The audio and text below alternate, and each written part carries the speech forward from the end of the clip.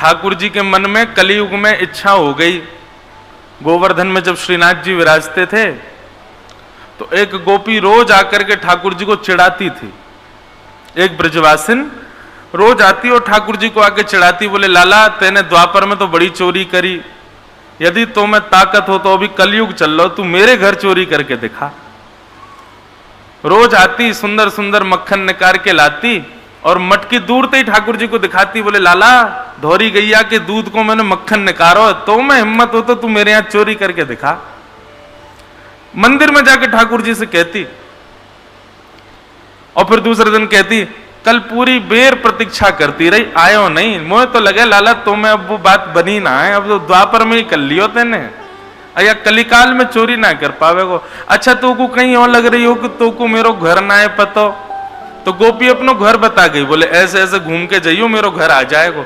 लाला आज और देखूंगी, यदि तो मैं ताकत हो तो मेरे घर चोरी करके दिखा। ठाकुर जी को रोज कह जाती।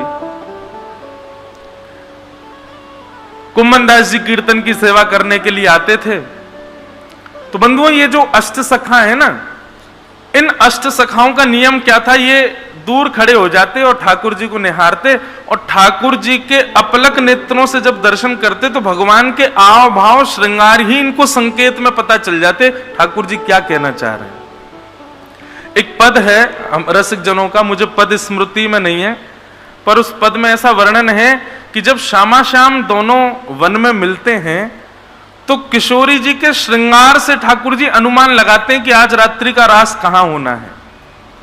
यदि किशोरी जी ने अपने गाल पे खूब सारी पत्रावली करी है तो यानी ये सुंदर सुंदर चंदन के खूब सुंदर छींटा है गालन पे, तो ठाकुर जी समझ जाते हैं कि आज महारास होगा, मतलब खूब सारी गोपी आएंगी।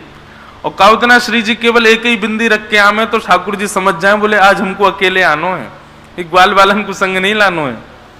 किशोरी जी के वस्त्रन के वर्णन से ठाकुर जी समझ जाएं, जैसे नील वर्ण के वस्त्र पहने हो तो ठाकुर जी समझ जाएं सरोवर को संकेत कर रही हैं, सरोवर पे मिलेंगी।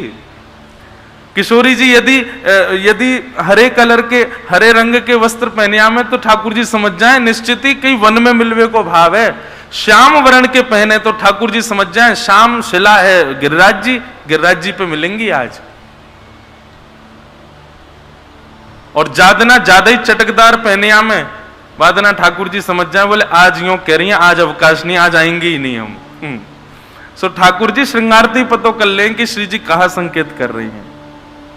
ठीक वैसे ही हमारे ब्रज के रसिक जन पूर्वाचार्य जन ये ठाकुर जी के रूप और श्रृंगार से अनुमान लगाते हैं। आज भी बंधुओं श्री राधा रमण जी, बिहारी जी, राधा वल्लभ जी, प्रणाली तो है कि ऐसे श्रृंगार करना है, पर उसमें भी कई बार अर्चक का भाव आता है कि आज ठाकुर जी को ये माला और धरा दे। अब वो अर्चक का भाव नहीं है, ठाकुर जी कोई संकेत करना चाह रहे हैं, उस संकेत को पहचानने वाला चाहिए। जैसे हमारे लाल जी, वे कभी तो बहुत सारा श्रृंगार करते हैं, कभी बड़े बड़े भाव से सजेंगे। अच्छा जब उनको पता चल जाए कि आज मुझे जनता के सामने जाना है, वादना बड़े रज रज के तैयार हूं मैं, उन्हें पता है कि आज मुझ मिलवे कोई ना आवे वारो, मैं कमरा में रहूंगो, तो वादना कितनों श्रृंगार निकाल लो, वो एक ही माला पहनेंगे, बोले काय को लाद रहो, कोई आनो तो है ना है। तो ये आपको मुझे लगता है कि हमने अपने भाव से ठाकुर जी सजाए, नहीं, उसका कोई संकेत है। रसिक जनों के पद पढ़ो और फिर ठाकुर जी को गौर से देखो, आपको निश्चित कोई संकेत प्राप्त होगा।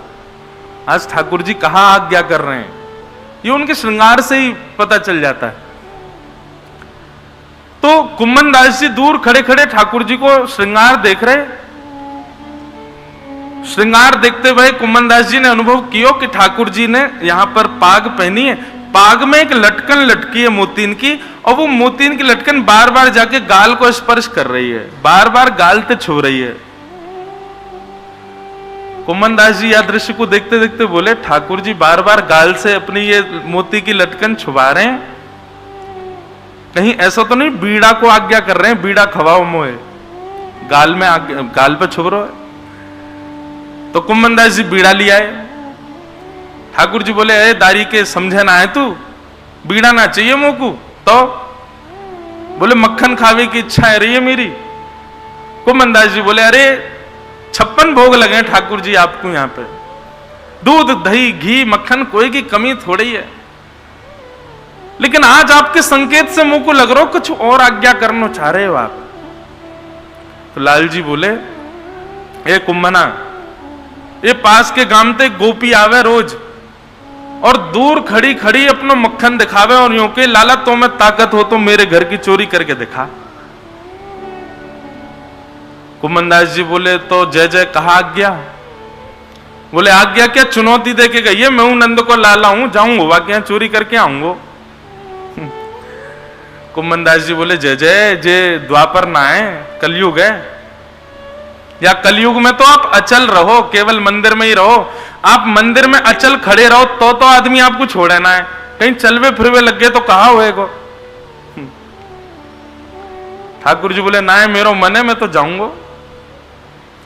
कुमनदास जी बोले, कैसे जानो बताओ? बोले, रात्रि में जैसे शयन है जाएगा, मंदिर बंद है जाए, पीछे खिड़की पे आ जाइयो मेरी पे, सोई खिड़की तक कूद के मैं तेरे संग चलूंगा और मैं और तू दोनों चोरी करके आएंगे। कुमनदास जी बोले, हम बड़े बूढ़े आदमी, हम पे कहां चोरी आवे लाल जी।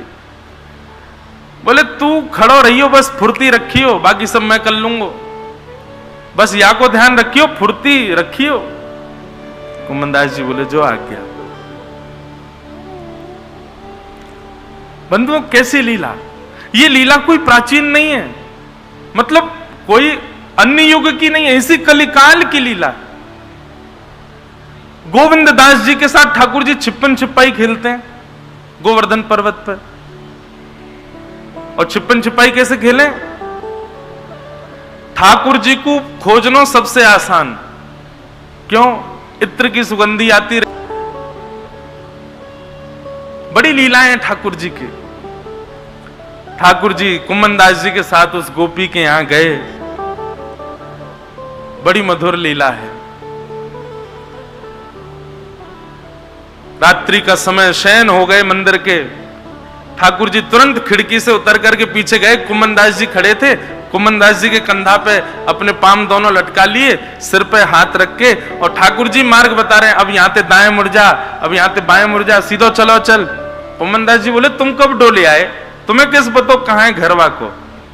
ठाकुर जी बोले, बहू बता के गई है मुझे कि मेरा घर कहां है। जैसे ही पहुंचे, घर में सब सोए हैं। ठाकुर जी ने चुपचाप देखी, बोले, देख वो रो छींका पे एक मक्खन, वो रखी है मटकी, वहीं चल। इसी कलिकाल में श्री कुमनदास जी को तो बार बार रोंगटे खड़े हो रहे हैं। जहां लीला को हमेशा हमने श्रवण कियो, चिंतन कियो, गायन कियो, वो लीला आज पहली बार देखने को मिल रही है। और धन्य भाग या सखी के या गोपी के या के घर ठाकुर जी चोरी करवे आए हैं और मुंह को संग लेके आए हैं। ठाकुर जी कुमनदास जी की कंधा पे खड़े हो गए, छीका पकड़ करके और मक्खन निकाल करके पान लगे। आहा, आज ठाकुर जी बोले, कुंभना, इतने साल बाद आज चोरी करके माखन खावे को मिलो है, इतना आनंद आ रहा हो, मैं कहा बताऊं। ले तू भी खा। लेके मक्खन निकाले, अपनी जीभ पे चाटे और मक्खन में ठाकुर जी को अधरामृत लगोए और वही मक्खन को ऐसे नीचे झुक के और कुमनदास जी को पवा रहे हैं। तू भी पाले।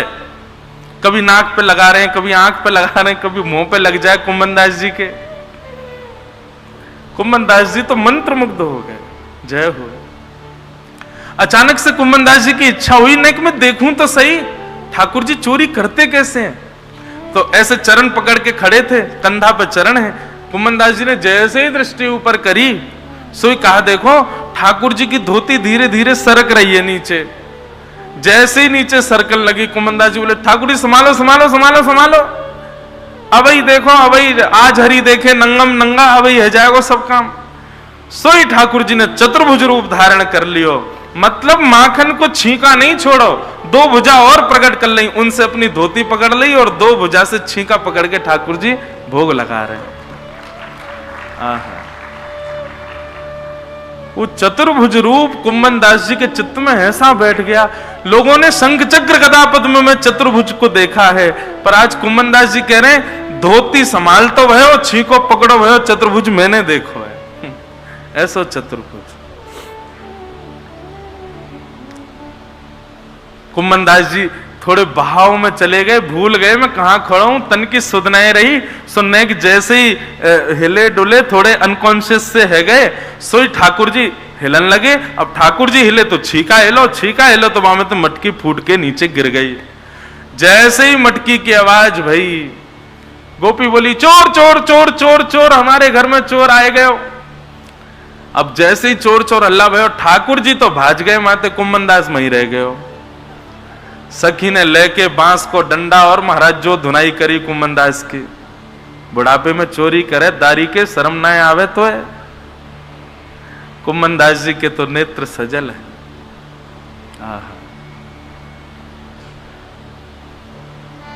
बंधु, एक दिन और गा रहा था ना मैं, ये पद बहुत प्यारा है। जिनके भी घर पर ठाकुर जी विराज रहे हैं ना, सबके लिए है ये पद।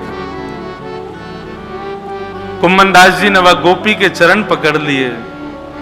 तू है सखी बड़ भाग बड़ी, नंदलाल तेरे घर आवत है। तू है सखी बड़ भाग बड़ी, गोपाल तेरे घर आवत है। निज कर गूथ सुमन के गजरा, निज कर गूथ सुमन के गजरा, ये अपने ही हाथ पहरावत हैं, अपने ही हाथ पहरावत हैं। तू अपनों श्रृंगार करत है, तू अपनों श्रृंगार करत है। ये दर्पण हाथ दिखावत है, ये दर्पण हाथ दिखावत है। तू है सखी बड़ भाग बड़ी, नंदलाल तेरे घर आवत हैं। तू है सखी बड़ भाग बड़ी, नंदलाल तेरे घर आवत। वास्तव में हमारे सेवा के ठाकुर जी ऐसे ही तो हैं। हम जैसे चाहें वैसे रह लें बेचारे, जैसो खवाए दो, जैसो पिवाए दो, जैसे बिठाए लो, और फिर उनकी सेवा हम करें और उनको देख करके लोग हमें यश दे में कि आहा तुम्हारी सेवा बड़ी बढ़िया भैया। सब कोई इनके यश गावत, सब कोई इनके यश गावत, पर ये तेरो यश गावत हैं, ये तेरो यश गावत। आपके ठाकुर जी को देख के, आपकी सेवा को देख के, आपके भाव को देख के यदि कोई प्रशंसा कर रहा है ना, तो वहां में अपने ठाकुर जी को ही देख लियो, जे ही कह रहे हैं या के रूप में आके मुंह से ये बात। कुंभन दास लाल गिरधर के, कुंभन दास लाल गिरधर के, जे तेरे ही हाथ बिकावत हैं, तेरे ही हाथ बिकावत हैं। तू है सखी बड़ भाग बड़ी, नंदलाल तेरे घर आवत हैं। तू है सखी बड़ भाग बड़ी, गोपाल तेरे घर आवत है। श्री कुम्भन दास जी बस गाते रहे और वो सखी पूछती रही, बाबा कहा बोल लो है, बाबड़ो है गो, पागल है गो है, कहा बोल लो है। कुम्भन दास जी बोले, बतावे को विषय ना है गोपी, बस तेरे पामन की रज लेके जा रहा हूं, तेरे भाग्य की कही ना जाए। स्वयं श्याम सुंदर आमे तेरे यहां चोरी करवे हैं। और श्री कुम्भन दास जी को उसी समय जैसे ही बाहर गए, सो ठाकुर जी कदम वृक्ष के नीचे खड़े, कुम्भन दास जी बेचारे पिटपिटा के आए, ठाकुर जी से आके बोले, वाह जय जय, बड़ी भली चोरी करी तुमने, हैं खुद तो भाज गए, मुंह को छोड़े आए वहीं पे। ठाकुर जी बोले, मोते मत कह, मैं पहले ही कह रहा हूं तोते, चोरी में भैया जल्दी करियो, अब तुम खड़ो खड़ो जो है का भाव में अरे चोर है, कभी भाव आना चाहिए, तुम भाव में खड़ो है। ठाकुर जी के चरणन में प्रणाम करके कुम्भन दास जी बोले, जय हो भगवान, मैं कहां मुख से आपको धन्यवाद करूं जो आपने आज मुझको सुख दियो है। ठाकुर जी बोले, अच्छा कुम्भना, एक खुशखबरी और है। बोले कहा? बोले तेरे घर अवई अवई एक लाला भयो है, तेरे घर में एक लाला भयो है। ठाकुर जी खबर दे रहे हैं कि तेरे घर लाला भयो है और वो मेरो भक्त होएगो। तब कुम्भन दास जी ने बिना पुत्र देखे ही उसका नाम रख दिया चतुर्भुज दास। मैंने आज चतुर्भुज रूप का दर्शन किया ठाकुर जी के, वही चतुर्भुज को दास मेरे घर में जन्मो है। उन्हीं श्री चतुर्भुज दास जी का ये पद है, गोवर्धन वासी सांवरे तुम बन रहे हो ना जा।